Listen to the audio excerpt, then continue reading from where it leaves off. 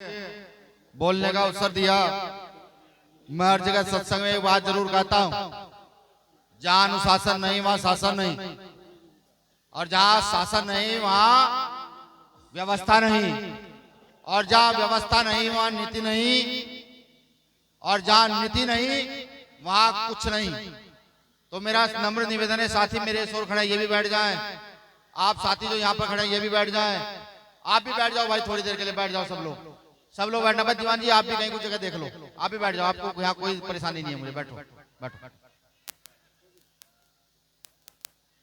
सबसे पहले आज का प्रथम नमन वंदन उन महान संतों को है जो सदगुरु रविदास जी महाराज के इस आंदोलन को देश दुनिया में विख्यात कर रहे हैं, जो अपना घर बार छोड़ करके अपना पूरा जीवन सदगुरु रविदास जी महाराज की ख्याति को फैलाने में, जो उन्होंने कहा उसको आगे बढ़ाने में लगा रहे हैं। मंच पर मंचासीन सभी संतों को मेरा पहला नमन वंदन है। मैं जानता हूं ये बात गलत है कि पहला नमन वंदन संत शिरोमणि सदगुरु रविदास जी महाराज को ही होना चाहिए। मेरा विशेष मत यह है कि पहला नमन वंदन समय के अनुसार उनको भी होना चाहिए जो अपने पुरखों के इतिहास को जिंदा रखने का काम कर रहे हैं, जो अपने पुरखों के इतिहास को आगे बढ़ाने का काम कर रहे हैं। पहला नमन वंदन समय अनुसार उनको होना चाहिए। और आज का विशेष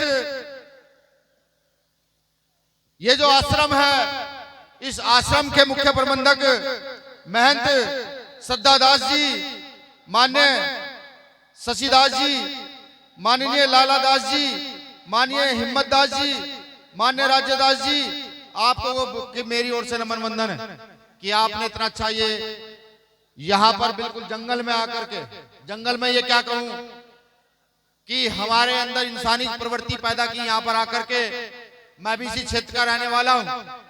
डले पत्थरों में मेरे पुरखों का जीवन गुजर गया, लकड़ी काट काट के हमने जीवन यापन किया।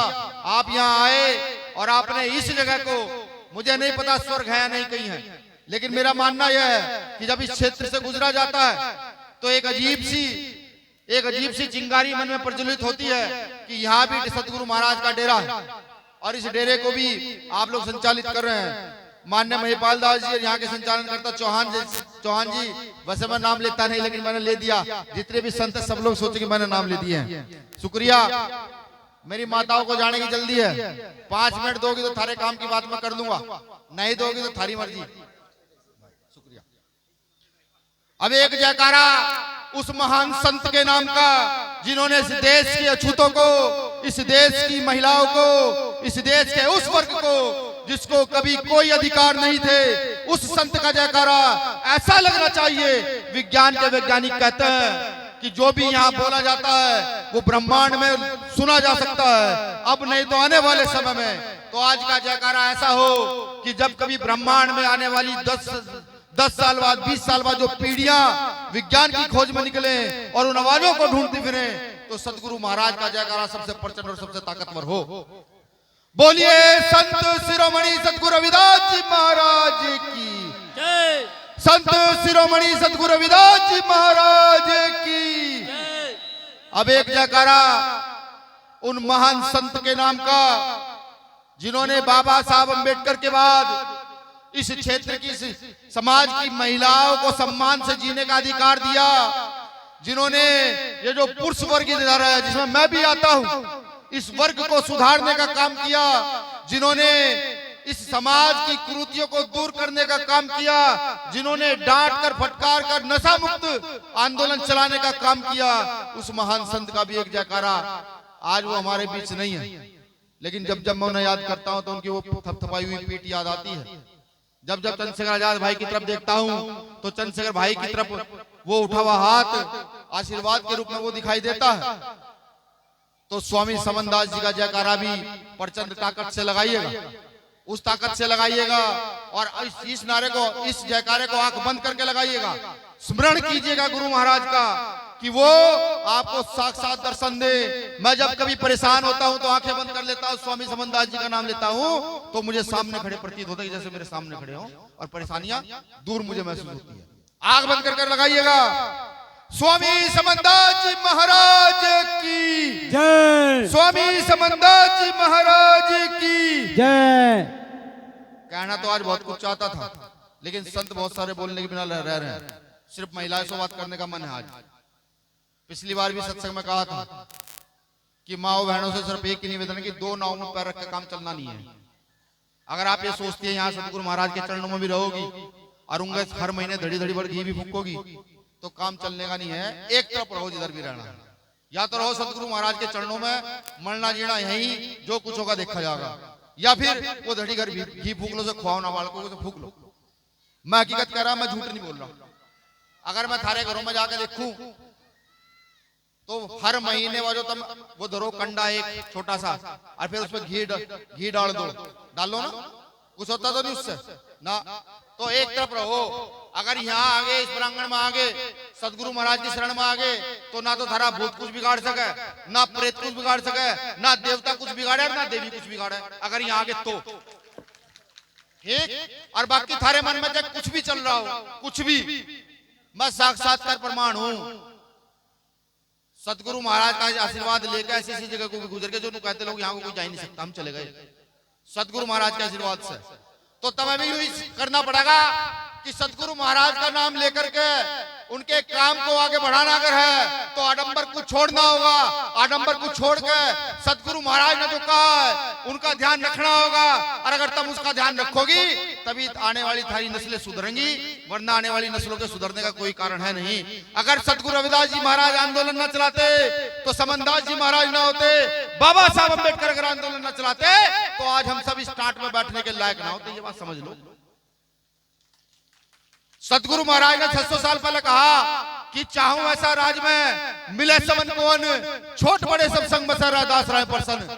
600 साल पहले सतगुरु रविदास जी महाराज कह रहे कि ऐसा राज चाहता हूं मैं जहां छोटा बड़ा कोई ना हो, किसी को कम ना हो, रोटी कपड़े मकान की कोई दिक्कत ना हो, बेगमपुरा राज में चाहता हूं। लेकिन अफसोस हमें अधिकार मिल गए, अच्छे कपड़े पहन लिए, घर में टीवी आ गई, बीबी आ गई, हम खुश हो गए।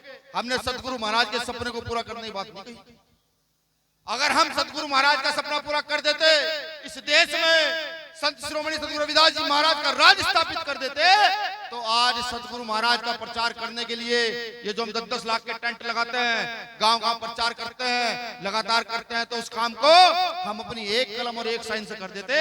एक एनसीईआरटी की बुकों में एक साइन मार देते कि नहीं, सतगुरु रविदास जी महाराज को पढ़ाया जाएगा, भारत के महान संत थे। हमने नहीं किया, हम सोए रहे ना। सोने से काम चलने वाला नहीं है। अगर तुम सोचते हो सोने से काम नहीं चलेगा, क्योंकि कहावत है पुरानी कि अपना हुक्का अपनी मरोड़, पियो पियो नहीं तो फोड़। अगर अपना राज होगा, अपनी सत्ता होगी, अपनी ताकत होगी, तभी अपने गुरुओं का, संतों का काम पूरा कर पाएंगे, वरना कोई उम्मीद नहीं है। इस काम को सिर्फ समझा किसी एक व्यक्ति ने समझा, डॉक्टर बाबा साहब अम्बेडकर ने, और संविधान में लिख दिया, समानता का अधिकार, मौलिक अधिकारों में लिख दिया कि अगर तुम सतगुरु रविदास जी की इस वाणी का उल्लंघन करोगे, लोगों को समान नहीं समझोगे, तो तुम्हारे लिए रास्ता जेल का है। ये मैं नहीं कह रहा, ये लिखा हुआ है कि रास्ता जेल का है। और जाते हैं, अगर आपको मंदिर में घुसने रोक दे जेल जाते हैं, आपको जाति के आधार पर पानी पीने से रोक दे तो जेल जाते हैं, अगर आपको जाति को लेकर गाली दे दे तो जेल जाते हैं। उन्होंने एक व्यवस्था और दी, लोकतंत्र की व्यवस्था। लोकतंत्र की व्यवस्था दी और कहा जिसकी जितनी संख्या हमारी उसकी इतनी हिस्सेदारी। मैंने जब घूम कर देखा तो सर्वे किया कि 2 कदम चलता हूं तो पता लगता है कि शोषित वंचित वर्ग का आदमी है, यहाँ मजदूर है, यहाँ किसान है, यहाँ महिलाएं, हर 2 कदम पर चलता हूं तो पता लगता है कि चाहते तो व्यवस्था स्थापित कर देते, नहीं कर पाए। कुछ लोगों ने मुझे कहा जब मैं पहले सत्संग में जाता था कि भाई किसी सत्संग में जाकर कोई राजनीतिक बात नहीं होगी। मैंने भाई राजनीतिक बात में तो करता ही नहीं, ये तो गुरु जी का आदेश था, करनी पड़ती है। और ये शक्ति केंद्र है, मैंने पिछले सत्संग में भी कहा था, ये शक्ति केंद्र है जहां से सामाजिक शक्ति का निर्माण होता है। सामाजिक शक्ति क्या कि हमें बेटों की ब्याह करने हो तो सामाजिक ताकत लगती है, अगर हमें आपस में आचार विचार व्यवहार करना हो तो सामाजिक ताकत लगती है। यहीं से धार्मिक शक्ति का निर्माण होता है कि हमारे संतों के, हमारा जो धर्म है उसको आगे कैसे बढ़ाया जाए, उनकी वाणियों को कैसे स्थापित किया जाए, वो सत्संगों से निर्माण होता है। यहाँ से राजनीतिक शक्ति का निर्माण होता है। किसी देश की व्यवस्था पर सतगुरु रविदास जी को मानने वाला, डॉक्टर बाबा साहब अम्बेडकर को मानने वाला, समानता की बात करने वाला व्यक्ति को कैसे बिठाया गया है, वो यही से निर्माण होता है, इन्हीं सत्संगों से निर्माण होता है। और सबसे बड़ी शक्ति का निर्माण होता है आर्थिक शक्ति का निर्माण।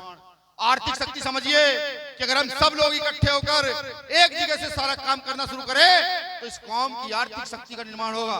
और जो कौम आर्थिक सशक्त होती है, आर्थिक मजबूत होती है, उस कौम का कोई कुछ बिगाड़ नहीं सकता। एक बात मैं आपसे और कहता हूं, मैं 2 गुरु गद्दियों पर गया, गुरु गद्दी सुक्करताल और गुरु गद्दी ऊन। वहां की गद्दियां आपको बुला रही हैं, जाओ दर्शन कर कर आओ। वहां कई सारे भवन हमारे अधूरे पड़े हैं, उन भवनों में अपना योगदान दो। मैं भाइयों से भी कहता हूं, जो नशे की ओर अग्रसर है, छोड़े इस व्यवस्था को। हर रोज 10 रुपए सदगुरु रविदास जी के नाम पर निकालना शुरू करें। जब आप 10 रुपए रविदास जी, सदगुरु रविदास जी के नाम का निकालना शुरू करेंगे, मैं ये कहता हूं लिख करके कि ऐसा भवन निर्माण कर देंगे कि विश्व में कहीं ऐसा भवन होगा नहीं, अगर 10 रुपए में इकट्ठे करने शुरू करें। तो मेरा निवेदन है, ये मेरा भाषण नहीं, हर बार तो मैं वाणी भी सुनाता हूं, आज वाणी सुनाने का मन था ही नहीं। आज तो यही बात कहने का मन था कि सब लोग मजबूती के साथ इस आंदोलन को आगे बढ़ाने का काम करें। सदगुरु महाराज का जयकारा लगा के बात बंद कर रहा हूं। चलिए अध्यक्ष जी, एक जयकारा सदगुरु रविदास जी महाराज के नाम का और एक समनदास जी महाराज के नाम का, बहुत जल्दी से। संत शिरोमणि सदगुरु रविदास जी महाराज की जय, स्वामी समनदास जी महाराज की जय, आज के महान सत्संग की जय। शुक्रिया। जय भीम, जय भारत। बहुत बहुत धन्यवाद राष्ट्रीय अध्यक्ष जी का। अब मैं आपके बीच में कराली आश्रम